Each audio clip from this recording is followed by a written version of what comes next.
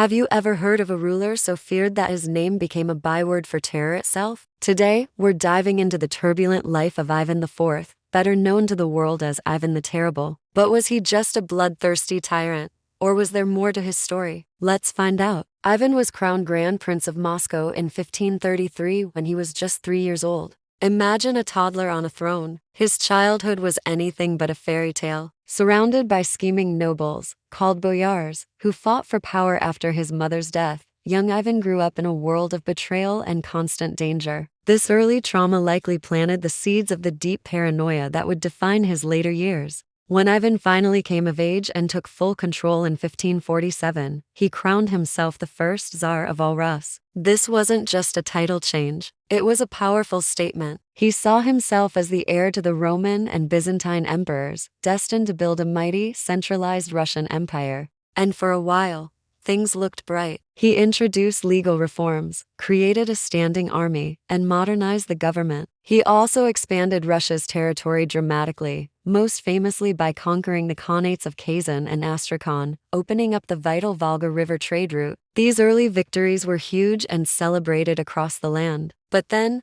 a dark cloud fell over his reign. The death of his beloved first wife, Anastasia, in 1560 shattered him. Convinced she was poisoned by the boyars, Ivan's paranoia exploded. This marked the beginning of his infamous reign of terror. He divided Russia into two parts. One part was ruled by the boyars, and the other, the oprichnina, was his personal domain, ruled with an iron fist. His oprichniki, a terrifying force of black-clad horsemen, became his personal enforcers. They rode with a dog's head and a broom attached to their saddles, symbols of their mission to sniff out treason and sweep it away. They unleashed a wave of terror, executing and confiscating the land of anyone Ivan suspected of disloyalty. Thousands perished during this dark period. The most horrifying example was the 1570 massacre of Novgorod. Believing the city was plotting against him, Ivan led his oprichniki to sack it, resulting in the deaths of tens of thousands of innocent men, women, and children. And the darkness didn't stop there. In a fit of rage in 1581, Ivan struck his own son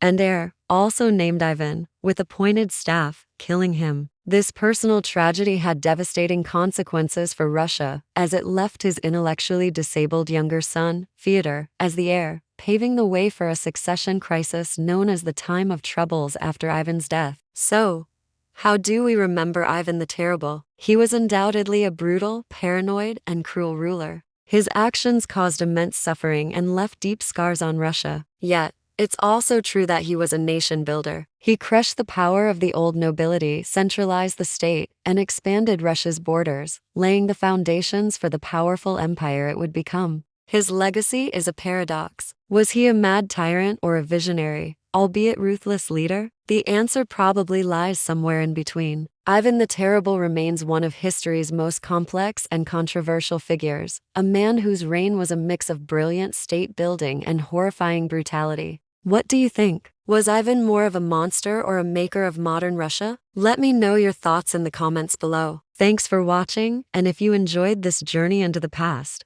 don't forget to like, subscribe, and hit that notification bell for more history stories. See you next time.